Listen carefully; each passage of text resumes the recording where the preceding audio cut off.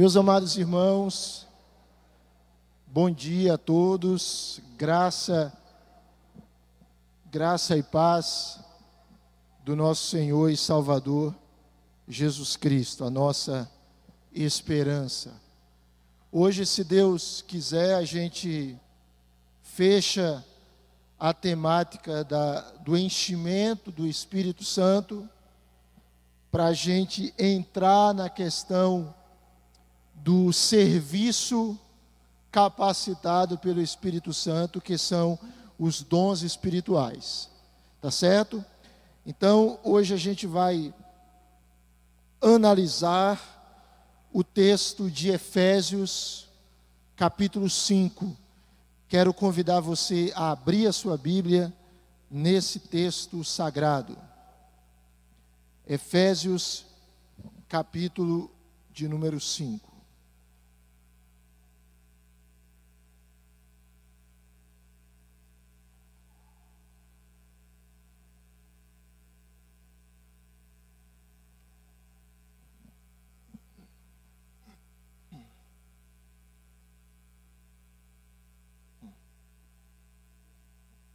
Não, se precisar, usa.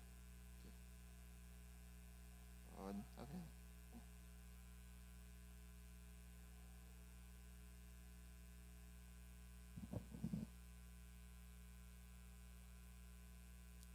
Efésios, capítulo 5,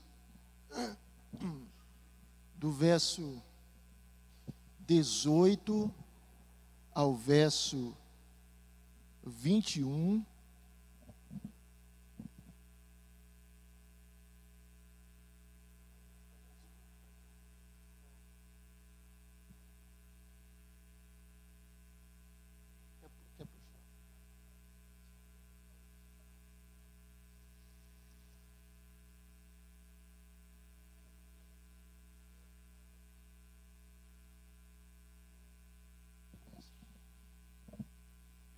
Efésios 5, irmãos, do verso 18 ao verso 21. De 18 a 21. Veja que na semana passada a gente encerrou a nossa conversa falando que ser cheio do Espírito, o que é ser cheio do Espírito? Vamos voltar à pergunta da semana passada, né? Quer ser cheio do Espírito? Um de cada vez, por favor. São muitas vozes, está confuso. O que é ser cheio do Espírito? Manifestar o fruto do Espírito. Alguém quer contribuir mais? Ser controlado pelo Espírito. Andar no Espírito. Ser guiado pelo Espírito. Ou seja, o andar no Espírito, que está em Gálatas 5,16, é o resultado do enchimento do Espírito, que Paulo apresenta aqui. Tá? Aí a gente terminou semana passada analisando João 7, verso 37, Jesus diz: se alguém tem o quê? Tem sede, venha a mim e beba. Quem crê em mim, como diz a Escritura, do seu interior vão fluir o quê? Rios de água viva. Aí veja, aí o texto vai dizer que Jesus estava se referindo a quem? Em João capítulo 7, versículo de número 39, o texto diz que Jesus estava se referindo ao Espírito Santo. Então, o que nós terminamos de falar na semana passada? Que a plenitude do Espírito Santo que o enchimento do Espírito Santo não é algo que acontece uma vez e pronto. E a gente fica simplesmente se lembrando, há 30 anos atrás eu fui cheio do Espírito, que bom, simplesmente como um troféu que está lá. A gente viu que o enchimento do Espírito Santo, de acordo com João 7, 37 a 39, precisa ser uma apropriação contínua. Alguém aqui come um dia bastante? Existem alguns momentos que são muito suscetíveis ao pecado da glutonaria. Um desses momentos é quando são muito suscetíveis, e a gente precisa vigiar. Um desses momentos é quando a gente come uma comida diferente que nós não comíamos usualmente. Aquela comida que você só come. Por exemplo, existe uma comida que hoje eu comia muito, quando eu morava na Bahia, hoje eu como basicamente 2 vezes no ano. Né? Vatapá, né? E tem uma outra coisa, e caruru. Aí eu estava lá em Iaçu, na casa da minha futura sogra, e a minha boca já enche de água, quando eu começo a conversar esse negócio. E aí eu estava lá com ela, e ela passou o dia todo, a futura sogra do meu irmão, ele vai casar agora dia 12 de julho, se Deus quiser, graças a Deus. Está no tempo, né? Vamos lá. E aí ela preparou, gente da família, o dia todo aquele negócio. Mas pensa numa delícia. Aí no domingo estava lá a gente comendo, aí eu comi um prato só. Mas uma vontade de comer outro, mas eu disse, eu estou satisfeito. Não estou cheio, mas eu estou satisfeito. Pronto. Ou, por exemplo, quando você vai para um rodízio. Rodízio é um espaço propício para a glutonaria. Né? Porque o indivíduo vai e diz assim, qual é o preço do rodízio? Você come livre, R$ 35,90. R$ 39,90. Aí tem indivíduo, eu vou comer até topar. E ele chega lá no rodízio, e ele fica lá até o ponto que chega um momento que o dono quer começar uma operação, bota fora, né? Esse homem vai me dar prejuízo aqui dentro. De tanto que ele come. Não me venha mais aqui. Né? Já teve comerciante que já disse para algumas pessoas, por favor, não venha mais aqui, porque você me dá prejuízo. O fato é, meus amados irmãos, o seguinte, quando a gente come algo, ou muito ou pouco, a gente não chega no outro dia ou na semana seguinte dizendo, eu já comi semana passada bem, para que eu vou comer hoje? A gente se alimenta porque nós necessitamos disso para a nossa sobrevivência, para a nossa saúde. Ninguém come semana passada e fica a vida toda se lembrando da semana anterior como comeu bem. Nós comemos hoje, nós vamos comer amanhã, vamos comer depois da manhã, se Deus quiser. Assim, irmãos, é a nossa relação com o Espírito. A gente não pode buscar ser cheio do Espírito, aí somos plenos do Espírito hoje, e amanhã a gente diz, eu já fui cheio do Espírito ontem, então está tudo certo. Eu falei semana passada que as expressões que Jesus apresenta aqui em João 7, 37 a 39, ter sede, vi, beber e crer, estão no tempo presente. E o tempo presente na língua grega indica o quê? Quem lembra? Continuidade. É a ideia de ter sede, continuar tendo sede. Vir a Cristo, continuar vindo a Cristo. Beber, continuar bebendo. Então nós estamos falando de algo vital, ser cheio do Espírito, e ser cheio do Espírito é algo que nós devemos experimentar continuamente, é uma apropriação contínua. A gente citou isso. Atos 2:4, os discípulos são cheios do Espírito. Atos 4:8, Pedro vai falar no Sinédrio, e o texto diz que Pedro estava cheio do Espírito. Atos 4:31, depois da fala de Pedro no Sinédrio, a cura daquele coxo à porta do templo Formosa, Pedro se reúne com João e a igreja para buscar a Deus em oração.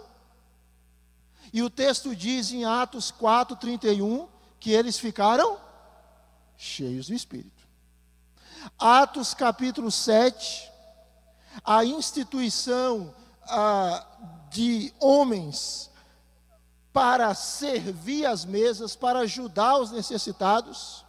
Como deveriam ser esses homens escolhidos? Atos capítulo 6, diz o texto que esses homens a serem escolhidos, uma das qualificações deles é que eles precisavam ser cheios do Espírito. Atos capítulo 6, versículo de número 3, se eu não me engano.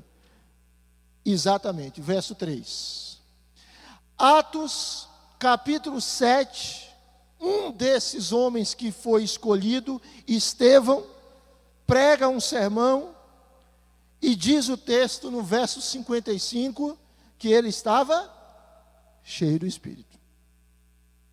Então, a plenitude do Espírito é algo que nós precisamos nos apropriar continuamente. Por quê, irmãos? Porque se nós não buscarmos ser cheios do Espírito, nós vamos ficar suscetíveis a andar na carne. E não estou falando de churrasco, estou falando da natureza caída. Vamos lá. Vamos para esse texto aqui. Efésios 5, do verso 18 ao verso 21.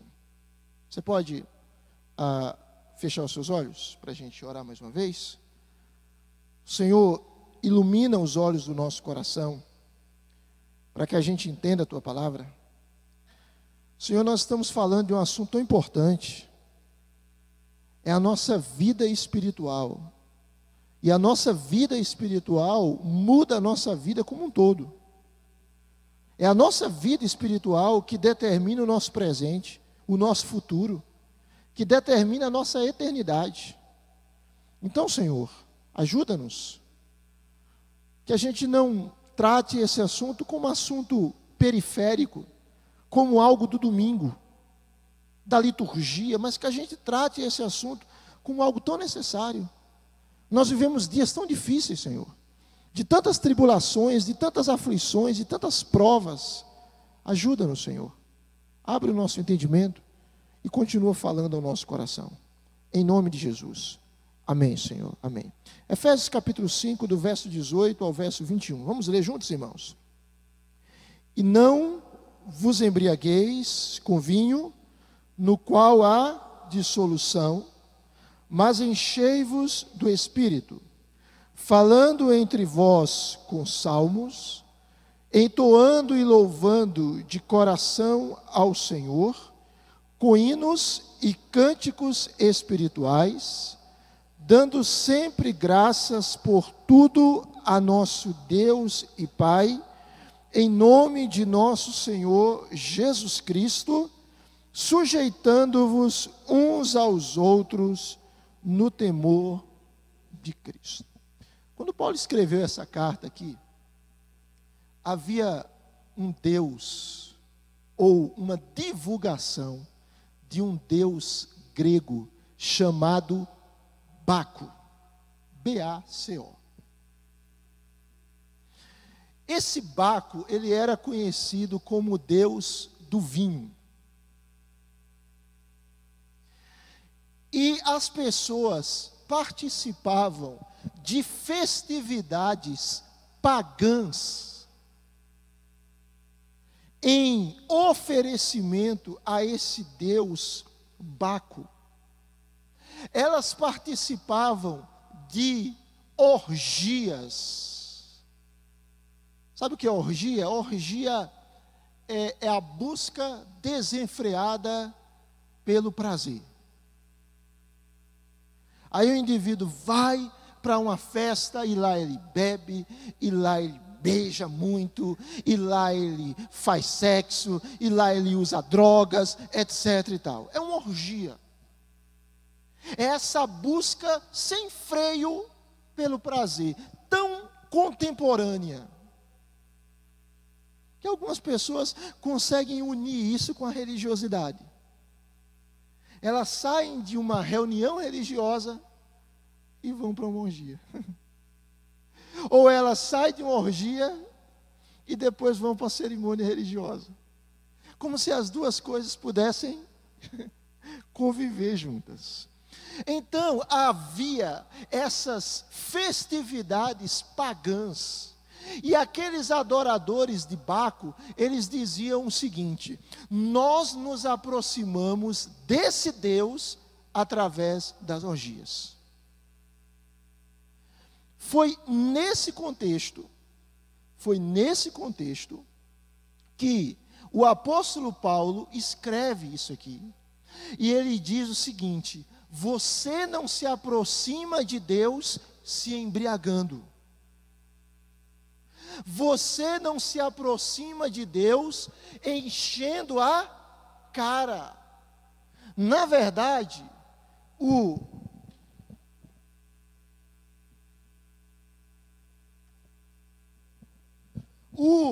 encher a cara, o se embriagar, não vai lhe aproximar da divindade.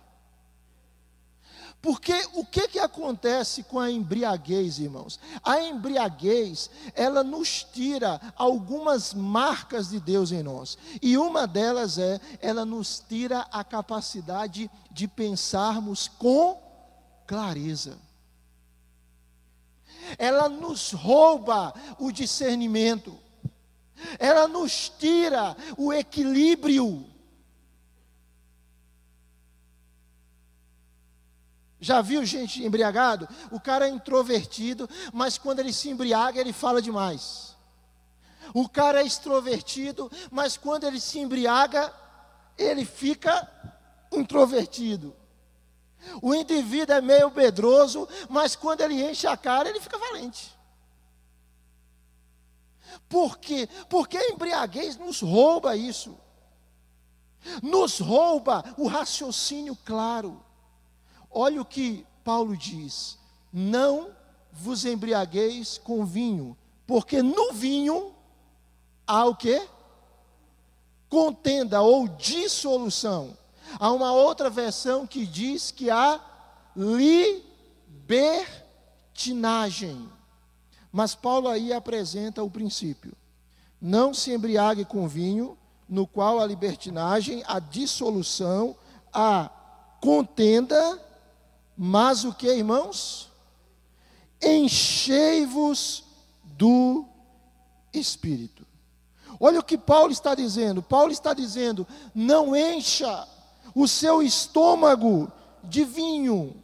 Ou seja, trazendo para o nosso contexto, não encha a sua vida, o seu estômago de bebida alcoólica, de modo que ela tire a sua lucidez, tire a sua capacidade de pensar com clareza, mas enchei-vos do Espírito. Se você olhar esse texto aqui apresenta dois verbos. Está todo mundo enxergando aqui, não? Sim? Ok.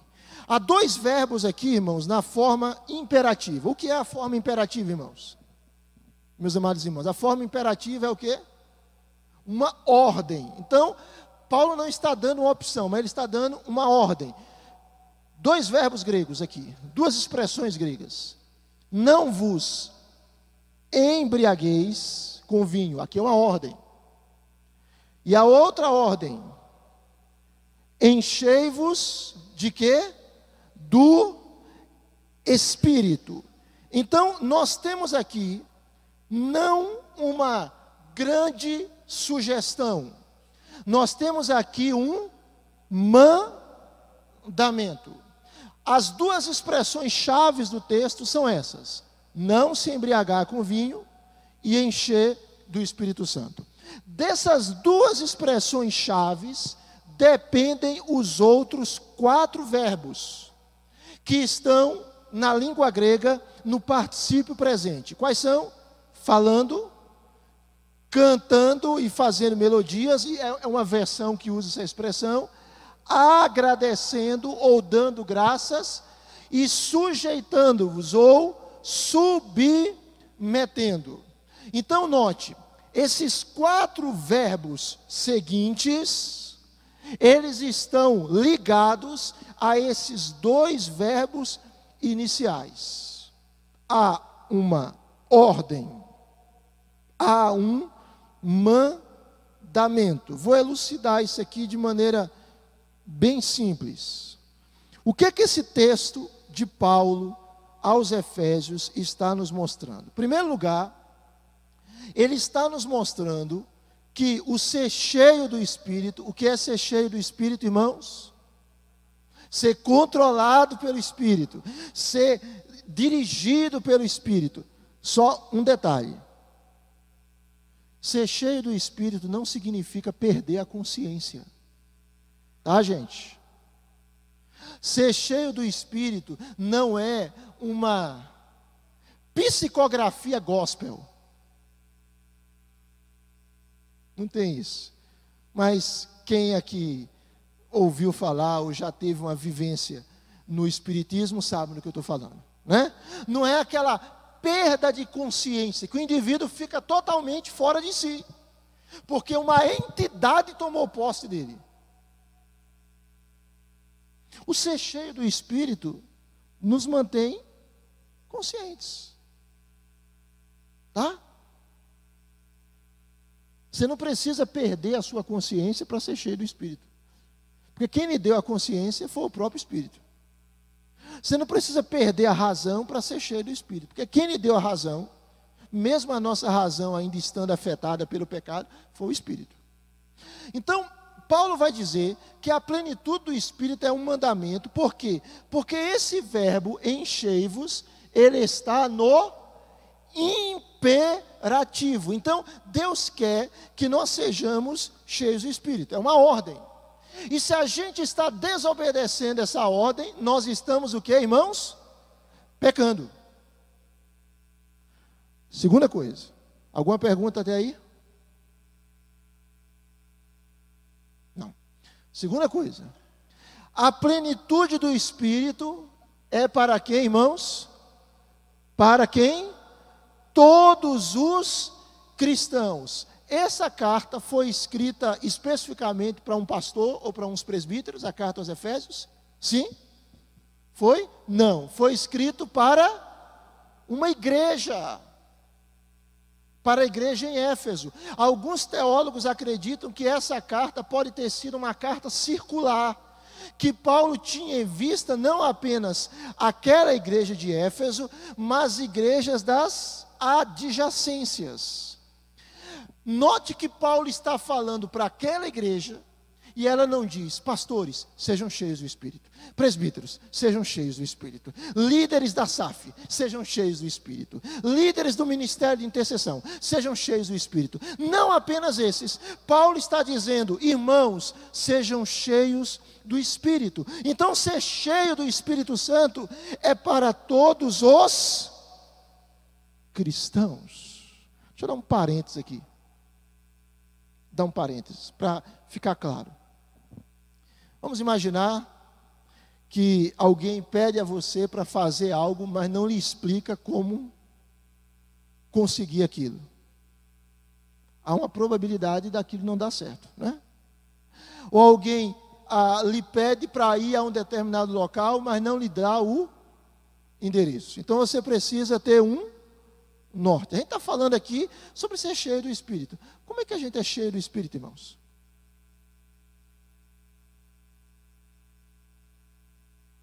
Alô? Oi? A gente está falando aqui, porque, assim, imagina, diga assim, vá na casa de seu João. Onde é seu João? Não sei. Não vou lhe dizer não. É João de quê? Não tenho ideia. Mora onde? Não vou lhe dizer, descubra. A gente está falando sobre ser cheio do Espírito. Como é que a gente é cheio do Espírito? Esse texto vai explicar também. Oi? À medida que a gente obedece o Espírito, à medida que a gente lê a palavra, à medida que temos comunhão com Cristo através da palavra, à medida que a gente muda de vida, à medida que a gente ora, à medida que a gente se alimenta de quem? De Deus, irmãos. Nós somos, né? Existe até uma frase que diz: a gente é o que a gente come. Não sei se é bem assim, mas o fato é que na nossa vida espiritual, nós somos o que nós nos alimentamos. É a história conhecida, antiga, batida, mas sempre atual, do indivíduo que tinha 2 cães, um branco e um preto. Ele gostava de expor aqueles cães para brigarem, e ele apostava, em um final de semana, ele apostava no cão preto, e aí as pessoas apostavam, muitas apostavam no cão branco, o cão preto ganhava.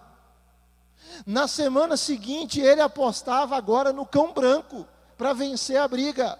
Aí as pessoas diziam: não, o cão preto ganha, o cão preto ganhou semana passada, mas quem ganhava? O branco, e ele sempre ganhava. Chega um determinado momento que perguntam para ele: por que você sempre ganha? Por que você alterna a opção dos cães, mas sempre o cão que você aposta ganha? Ele diz: é simples, o cão que eu aposto, ou que eu vou apostar, é o cão que eu alimento. Se é o preto que vai ganhar, o que eu quero que eu ganhe, eu alimento bem ele durante a semana, e o branco eu deixo ele com fome. Se é o branco, eu alimento durante a semana, e o preto eu deixo com fome. Sempre aquilo que eu alimento ganha. Se eu me alimento de Deus, é a vontade de Deus que vai prosperar na minha vida e na sua vida. Mas se a gente se alimenta de lixo espiritual, é o lixo espiritual que vai se apoderar da nossa vida. Se o indivíduo se alimenta de pornografia, se o indivíduo se alimenta de novelas, que o principal cenário de muitas é a cama, são pessoas se relacionando em mútua sensualidade, o que vai ficar na mente dele? Vai ficar na mente dele aquilo. Não tem um ditado antigo? O que os olhos não veem, o coração não sente. Os olhos, irmãos, são a janela para a nossa alma. Então, tudo depende daquilo que a gente se alimenta. À medida que a gente se alimenta da palavra de Deus, à medida que a gente ora, e eu falei semana passada, uma oração que eu e você precisamos fazer todo dia é: Senhor, me enche do teu Espírito. Senhor, me enche do teu Espírito. Senhor, me enche do teu Espírito. Ah, Senhor, é tão difícil conviver com fulano de tal. Senhor, me enche do teu Espírito. Ah, Senhor, o trabalho está tão difícil. Senhor, me enche do teu Espírito. Senhor, as tentações estão tão grandes. Senhor, me enche do teu Espírito, irmãos. Porque vida cristã é vida no poder do Espírito. Se for pela nossa carne, a gente não consegue produzir. Então a plenitude do Espírito é para todos os cristãos. Terceiro, olha o que esse texto nos mostra. A plenitude do Espírito é o quê? Rendição. Eu estou usando um pouco o texto grego aqui, mas apresentando só o sentido para simplificar. Esse verbo aqui, enchei-vos, no grego koiné, o grego comum, o qual o Novo Testamento foi escrito, ele está na voz passiva. Na língua portuguesa, Dona Jane, Chianca, nós tínhamos quantas vozes? 3 vozes, né? 3 vozes na língua portuguesa, né? A voz ativa, a voz passiva e a voz reflexiva. O que é a voz ativa? O sujeito pratica a ação, né, Júlio? E a voz passiva, escola dominical também é cultura, também é língua portuguesa. A voz passiva é aquela que o sujeito sofre a ação, e a voz reflexiva pratica e sofre a ação, né, Nicodemos? Esse verbo aqui, ele está na voz passiva, irmãos. A ideia aí é: deixe o Espírito Santo encher vocês. Permitam que o Espírito Santo encha vocês. Ou seja, ser cheio do Espírito Santo, meus amados irmãos, é uma rendição, é uma entrega. À medida que a gente se entrega a Deus, Senhor, eu me entrego a Ti, Senhor, eu me rendo a Ti, a gente vai sendo cheio do Espírito. Quarto, esse verbo enchei-vos é o verbo chave. Ele está no tempo presente. Na língua grega, vocês vão ficar experts. Na língua grega, o tempo presente indica uma ação contínua. Indica uma ação linear e não pontilear. Indica uma ação não acabada, mas que ela está acontecendo. O que é que Paulo está dizendo? Paulo está dizendo o seguinte: continue se enchendo do Espírito Santo. Continue se enchendo do Espírito Santo. Continue se enchendo do Espírito Santo. Continue se enchendo do Espírito Santo. Você nunca vai se encher o suficiente. Você nunca vai se encher até o ponto de dizer: eu sou o top. Eu sou o number one. Eu sou o número 1. Eu atingi o estágio de perfeição. Esse estágio nós não vamos atingir aqui. Nós vamos atingir no novo céu e na nova terra. Nós vamos atingir na eternidade, quando estivermos diante de Deus. Então, ser cheio do Espírito Santo é algo que precisa ser buscado continuamente. 4 lições rápidas aqui desse texto. Efésios 5, 18. Sobre o enchimento do Espírito.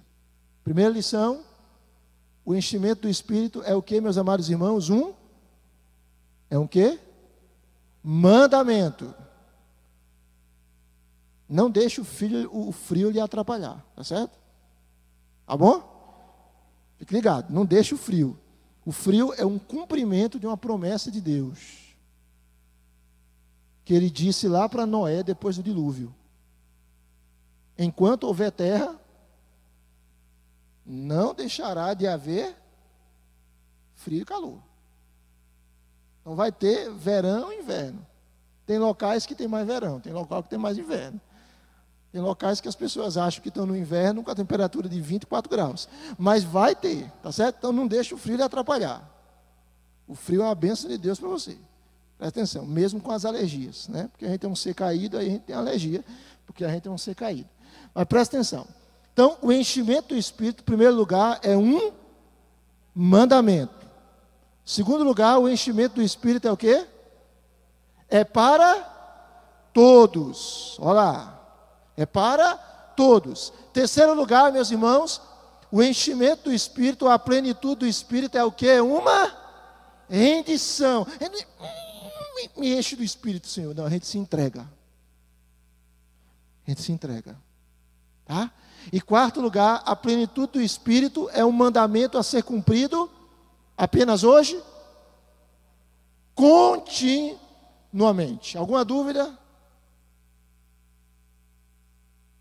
Não fiquem tímidos. Alguma dúvida, irmãos? Então vamos seguir. Quais são as evidências de alguém cheio do Espírito? Paulo aqui, ele apresenta como se fosse um ciclo retroalimentador. É um ciclo de vida espiritual que vai se alimentando. e que vai promovendo vida. Note aí no texto, que o texto vai continuar.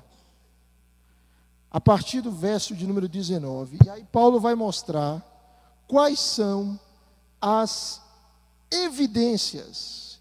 Mas ao mesmo tempo que esse texto apresenta evidências de uma vida plena do Espírito, ao mesmo tempo essas evidências, quando nós vivemos, nós vamos sendo mais cheios do Espírito.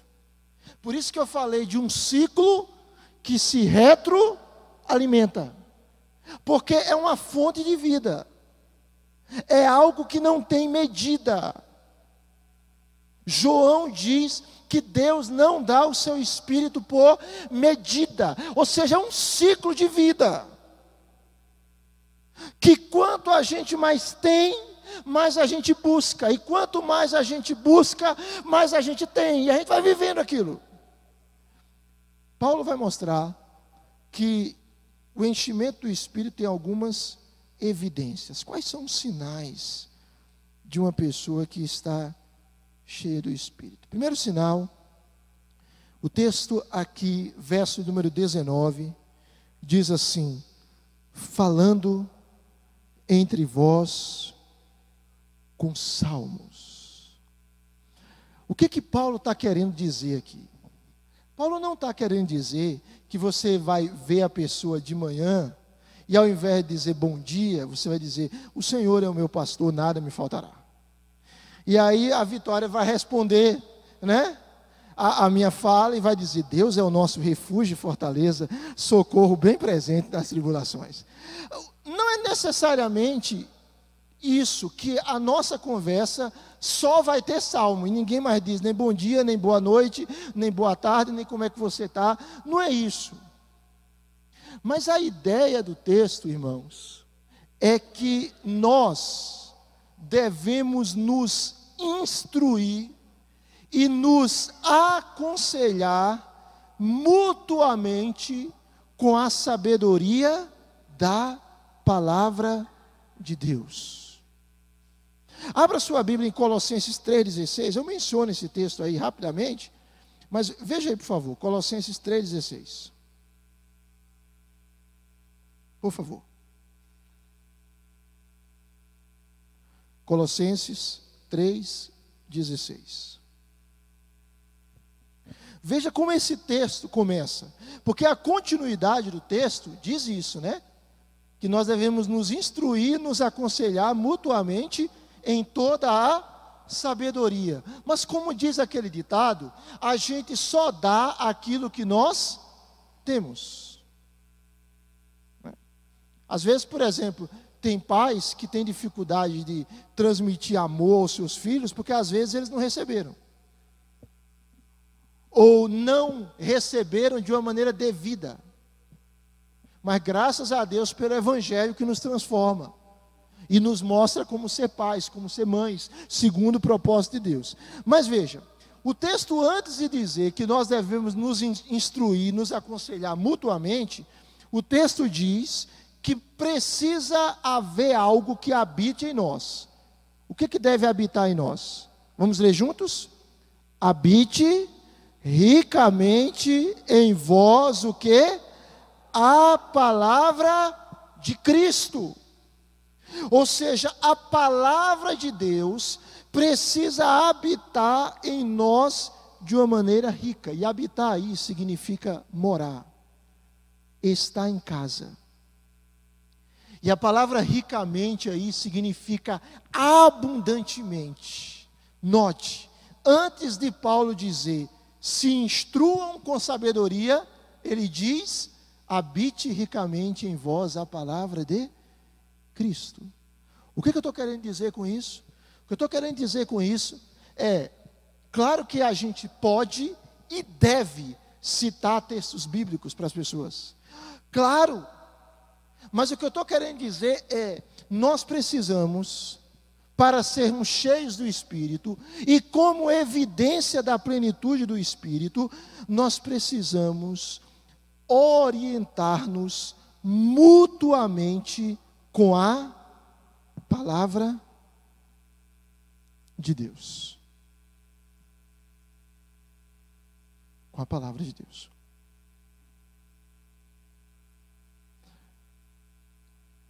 Irmãos, a gente vive numa sociedade adoecida. E como nós precisamos aplicar a palavra de Deus na vida das pessoas? Às vezes tem pessoas que chegam para a gente e dizem assim: mas eu estou tão triste. Mas por que você está triste? E ela diz: eu não sei. Isso não é comum? Às vezes tem pessoas que estão tristes e elas sabem explicar a razão. Às vezes tem pessoas que estão tristes e elas não sabem explicar a razão. O que você deve fazer com essa pessoa? Vamos nos abraçar e vamos chorar e morrermos juntos. Amém, irmã? Você tem que aplicar a palavra de Deus para ela. Por que você está triste? Ah, você está passando por uma aflição. Porque eu estou passando uma aflição. Você se lembra que Jesus disse que no mundo nós vamos passar por aflições? Mas que nós devemos ter bom ânimo, porque Jesus venceu o mundo. E você instrui ela com a palavra de Deus, conversando. Às vezes a pessoa diz assim: eu estou envelhecendo. Como eu estou envelhecendo? Os cabelos brancos estão aumentando, as rugas também. E aí você chega para a pessoa e diz: é verdade. Isso significa que a morte está perto. E às vezes ela vem com muita dor, ela é muito cruel. Vá tomar um diazepam. Você chega para a pessoa e diz: é verdade, minha irmã, ou meu irmão, mas você se lembra daquilo que Paulo diz? Mesmo que o nosso homem exterior se corrompa, o nosso homem interior se renova dia a dia. Ou a pessoa chega e diz assim: eu estou tentando aplicar aqui, diz assim: eu estou sendo tentado, meu Deus, esse final de semana tem uma festa, e eu quero ir, vai rolar de tudo lá, e eu não estou conseguindo resistir a essa tentação. Você chama a pessoa e diz assim: você sabe que Paulo disse que não sobrevém tentação além das nossas forças, e que junto com a tentação Deus vai providenciar livramento de sorte que você possa suportar. Ou seja, Deus vai lhe dar o livramento para suportar essa tentação. Às vezes a pessoa está pensando: meu Deus, o que eu vou comer amanhã? Meu Deus, e se eu perder o emprego amanhã? Meu Deus, e se os juros subirem, o dólar subir e a bolsa cair? Porque é um negócio impressionante no Brasil, né? Chuviscou, a bolsa sobe, o dólar cai, ou o contrário, né? É um negócio. Alguém falou algo assim meio atravessado, a bolsa cai e o dólar sobe.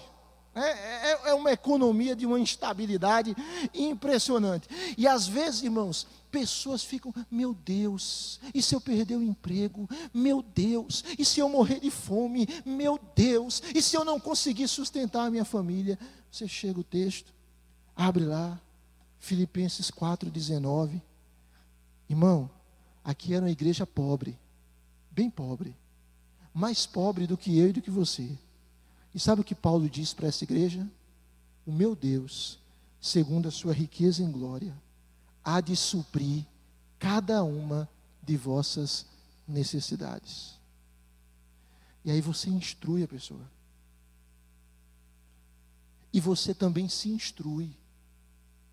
E a pessoa também lhe instrui. Está entendendo, irmãos? Então, à medida que nós vamos nos enchendo do Espírito Santo, a gente vai instruindo uns aos outros, a gente vai amando uns aos outros, e pelo amor de Deus, aquela ideia: não, eu sou cheio do Espírito, mas com o irmão fulano de tal, eu não falo. Meu Deus, eu sou cheio do Espírito, mas fulano de tal é ele lá e eu aqui. Não, irmãos, uma das evidências da plenitude do Espírito é a comunhão. nós falamos uns com os outros de maneira abençoada. Por isso que crente não deve ficar contando piadas imorais. Aquele texto que diz em Efésios que nós devemos evitar a palavra torpe, a ideia ali é palavra podre, irmãos. Se a nossa palavra não vai abençoar, é melhor que a gente não fale. Então, a primeira evidência, comunhão. Perguntas? Alguma dúvida? Todos estão acordados? Nenhum eutico nessa sala? Bem. Segundo. A segunda evidência é o que, irmãos? Vamos dizer juntos? Adoração. O texto diz que esses irmãos devem entoar e louvar de que, irmãos?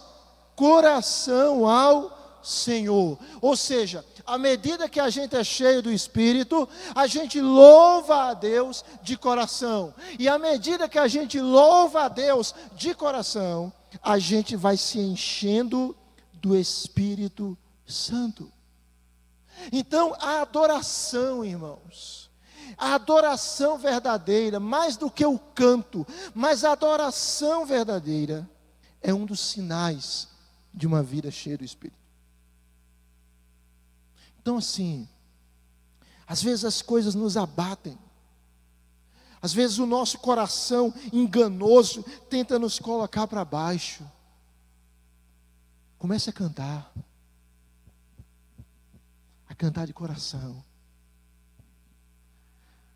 Lá na sua casa, no seu trabalho, aqui na igreja. Às vezes você chega e diz: olha as dificuldades que eu estou passando. Comece a cantar, meu irmão. Comece a adorar a Deus com a alma. Abra a sua boca e o seu coração e cante. Uma diferença radical, dentre muitas diferenças, entre cristão e muçulmano, é que muçulmano não canta. Mas uma característica de cristão é que cristão canta. Porque o canto foi criado por Deus para ser uma expressão de adoração, meus irmãos. Uma expressão de louvor, uma expressão de glorificação. Um outro sinal de uma pessoa cheia do Espírito é que ela adora. É que ela louva ao Senhor. É que ela glorifica ao Senhor. E ela glorifica de todo o que? O coração. O que é coração na Bíblia? Eu preciso entender o termo. Oi? O que é coração na Bíblia? Intelecto, o que mais? Oi? Sinceridade. Intelecto, mente, o que mais? Razão. O que é coração na Bíblia? Razão, mente, intelecto. Uma coisa. Sentimento, emoção, pureza, né? O que é coração na Bíblia? A essência da alma, vontade, sentimento, razão. Coração na Bíblia é o que nós somos. Coração na Bíblia é todo o nosso ser, irmãos. Está entendendo? Coração na Bíblia, irmãos, é a essência do que nós somos. Coração para nós ocidentais é esse aqui. Né? Coração para nós ocidentais é muita emoção. É a filosofia da Disney. Siga o seu coração. Pode ser uma coisa absurda, mas o seu coração está pedindo, siga o seu coração. Coração na Bíblia não tem esse sentido. Coração na Bíblia, o termo hebraico lá, lev. O termo grego, cardia.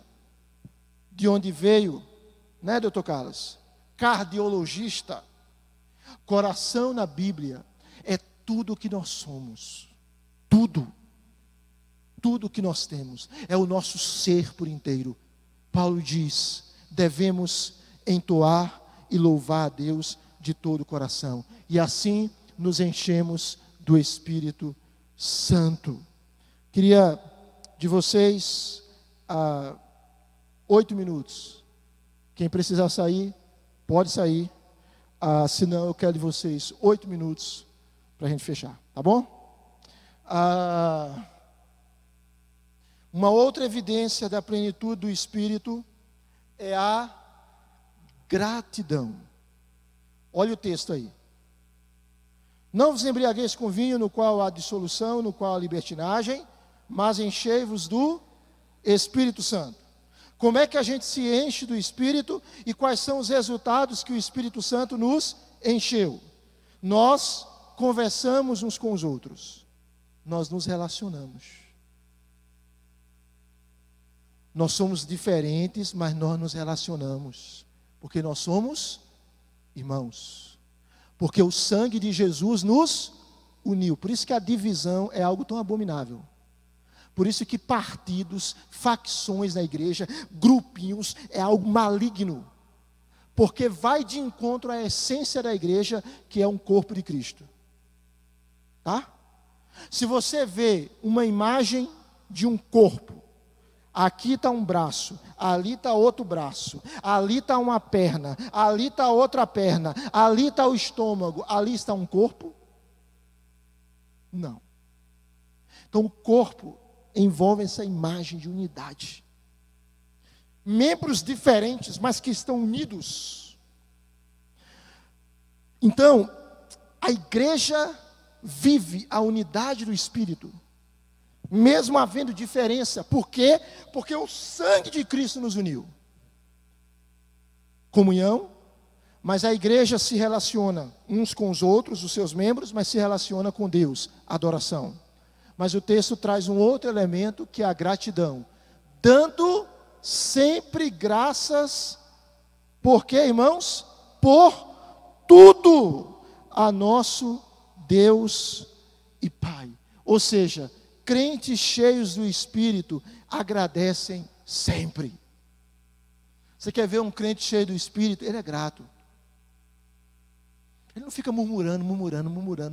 Ai meu Deus, por que a minha vida é tão difícil? Ai meu Deus, por que fulano de tal ganha mais do que eu? Ai meu Deus, por que eu tenho um calo? Ai meu Deus, por que o meu nariz é tão grande? Ai meu Deus, por que o meu cabelo é fino? Ai meu Deus, por que o meu cabelo é grosso? Ai meu Deus, por que eu nasci aqui? Ai meu Deus, por que eu não sou americano? Por que eu não sou europeu?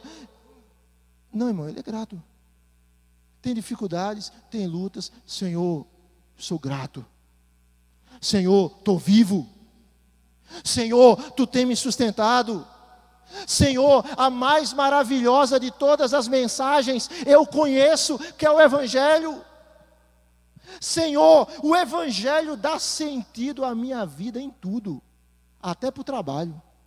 Tem gente, irmãos, que só trabalha. Imagine você só trabalhar pensando em se aposentar. 30, 35 anos de trabalho. Meu Deus, falta menos um dia, mas eu me aposento. Imagine um indivíduo só trabalhar pensando, não, mas um dia eu me aposento. Um dia eu saio dessa desgraça. Um dia Deus me livra dessa tribulação. Irmãos, o Evangelho, mesmo, trabalho é difícil, né, irmãos? É difícil. Mas o Evangelho nos dá sentido até para o trabalho. Porque a gente trabalha, ganha pouco, ou ganha mais ou menos, ou ganha muito, mas diz, Senhor, seja glorificado no meu trabalho. Senhor, seja exaltado no meu trabalho. Senhor, eu vendi, ganhei dinheiro, mas eu abençoei pessoas, eu levei mantimento para elas. Eu tratei alguém que estava doente, ganhei o recurso, mas eu abençoei aquela vida. Eu estou fazendo algo, Senhor, seja glorificado no meu trabalho. Eu prendi alguém, eu soltei alguém, para a Tua glória. Para a Tua glória. Eu fiz o exame tal, eu defendi uma causa, eu dei uma aula, para a Tua glória. Ah, Senhor, eu estou sem emprego, então eu estou fazendo um trabalho informal para a Tua glória. Ah, Senhor, eu estou aposentado, mas eu continuo fazendo alguma coisa em casa para a Tua glória. É isso, irmãos. Tudo que a gente faz deve ser, antes de tudo, para a glória de Deus. Para a glória de Deus. Eu troquei essa torneira para a glória de Deus, por isso que eu preciso tocar a torneira bem feita. Eu varri essa casa para a glória de Deus, por isso que eu preciso varrer a casa bem feito. Eu fiz essa comida para a glória de Deus. Mesmo se eu não for um exímio cozinheiro ou cozinheira, eu busquei fazer o melhor para a glória de Deus. O Evangelho nos dá sentido em tudo. Em tudo, irmãos. Uma marca da plenitude do Espírito é ter um coração grato. Quarto lugar e último, uma marca da plenitude do Espírito é o que, irmãos? A sujeição. Diz o texto no verso de número 21. Sujeitando-vos uns aos outros no temor de Cristo. Nós vemos numa era chamada pós-modernidade. Eu coloco isso no estudo dessa semana, da célula. Uma das características da pós-modernidade é a desconfiança com a autoridade. Muito bem. Os professores aqui, levanta a mão, por favor. Guerreiros, gente de coragem. Dona Gisele e Dona Jane foram professores, não foram? Na época de vocês, quando falava para o aluno ficar quieto, ele ficava? Tinha alguns mais travessos, né? Mas normalmente ficava, né? Quando o aluno tirava notas ruins, normalmente o pai ia reclamar com o filho, né? Hoje, às vezes tem um que vai reclamar com o professor. Meu filho tirou uma nota ruim, a culpa só pode ter sido do professor. Não é não, Marília? Só o professor não ensinou direito. Né? Não é possível, né, Alice? Né? Irmãos, é difícil ensinar hoje.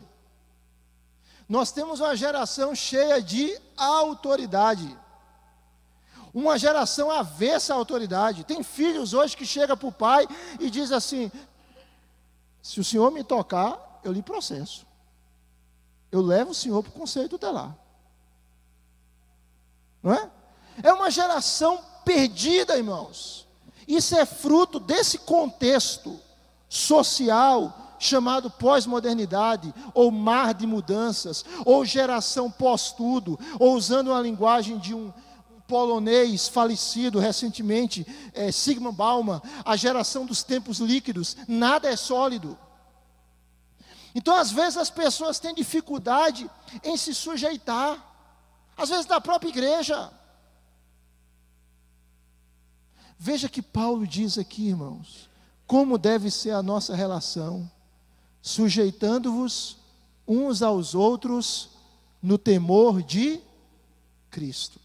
Se você notar a continuidade do texto, o texto vai mostrar como é que funciona essa sujeição. Presta atenção, e a gente encerra. Como é que o marido se sujeita à mulher? Amando-a como Cristo amou a igreja, se doando por ela, morrendo por ela, se for necessário. Como é que a mulher se sujeita ao marido? Só se você ler aí, a partir do verso 22. Respeitando-o. Você quer destruir um homem, é dizer assim: você não serve para nada. Você é um inútil. Você quebrou a autoestima do homem. Para ele se recuperar, ele vai precisar de muita graça. Aí o texto continua. Como é que os pais se sujeitam aos filhos? Efésios 5, 6. Tudo isso é ser cheio do Espírito, irmãos. Ser cheio do Espírito não é algo que só fica aqui dentro da igreja. É algo que vai lá para a nossa família, para as nossas relações de trabalho, para os nossos relacionamentos interpessoais. Como é que o pai se sujeita ao filho? O pai se sujeita ao filho não provocando a ira, mas o criando na disciplina e na demonstração do Senhor. Efésios 6, 4. Como é que os filhos se sujeitam aos pais? Honrando e obedecendo. Você vai para Efésios 6, a partir do verso 5. Apresenta as funções de quem? Empregado e patrão. Na verdade, não era nem empregado e patrão. Era senhor e escravo. Mas trazendo para o nosso contexto, como é que o empregado se sujeita ao seu patrão? Não trabalhando somente quando ele está vendo. a câmera não está aqui, então eu vou fazer outra coisa. Mas trabalhando de maneira digna. Como é que o patrão se sujeita ao empregado? O tratando com dignidade, não o ameaçando. E tudo isso é o que, irmãos? É evidência de uma vida cheia do Espírito Santo. Ou seja, a sujeição é uma obrigação específica da esposa para com o marido, do marido para com a esposa, dos filhos para os pais, dos pais para os filhos, de empregados para os empregadores, de empregadores para os empregados, sim, mas ela é uma obrigação geral de todos os cristãos diante uns dos outros. 4 evidências da plenitude do Espírito. Vamos dizer juntos? Está tudo aí em vermelho. Vamos lá? Comunhão, adoração, gratidão e sujeição. Veja, o segundo e o terceiro sinais da plenitude do Espírito estão relacionados a Deus, certo? Segundo e terceiro, que é adoração e gratidão, cantando ao Senhor e dando graças ao Pai. Segundo e o terceiro.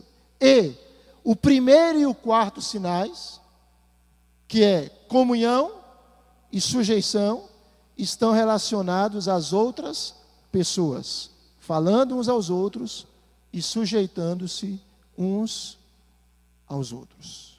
Queria concluir com essa frase: quanto mais cheio do Espírito estiver o cristão, mais vazio de si mesmo e dos prazeres da carne ele ficará.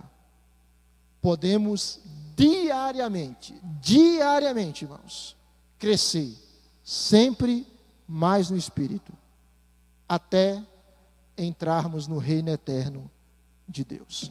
Perguntas? Umas 300. Vamos fazer o seguinte. Se você tiver pergunta, você guarda aí. Aliás, se você tiver pergunta, pode fazê-lo. Se não quiser fazer agora, depois você pode nos perguntar ou anotar. No nosso próximo encontro, a gente pode conversar um pouco mais, tá bom? A gente encerra e a gente vai no nosso próximo estudo trabalhar servindo no poder do Espírito. E a gente vai tratar dos dons e dos ministérios. Vamos ficar de pé e vamos orar? Deus, nós te agradecemos por essa manhã preciosa aqui. Fomos expostos à tua palavra. E compreendemos que sem o Senhor nada somos e nada podemos fazer. Senhor, ajuda-nos a vivermos uma espiritualidade integrada. Uma espiritualidade que vá além do domingo, que vá além do ambiente de culto. Uma espiritualidade que transborde no nosso dia a dia. Mas nós precisamos, Senhor, que Tu nos encha. Nós precisamos que Tu derrames o Teu poder sobre nós. Nós precisamos que Tu derrames a Tua unção sobre nós. Para nós servirmos com eficácia, para glorificarmos o Teu nome, nós precisamos de Ti, Senhor. Então, Deus, continua trabalhando no nosso coração. Ó Deus, para nós falarmos do Teu Evangelho com poder, nós precisamos ser cheios de Ti, Senhor. Então, Senhor, nos enche. Senhor, nos guia. Senhor, nos dirige. Leva o Teu povo em paz e nos traz logo mais à noite, debaixo da Tua proteção. Em nome de Jesus. Amém, Senhor. Amém. Irmãos, até a noite. Deus abençoe. Deus acompanhe a todos.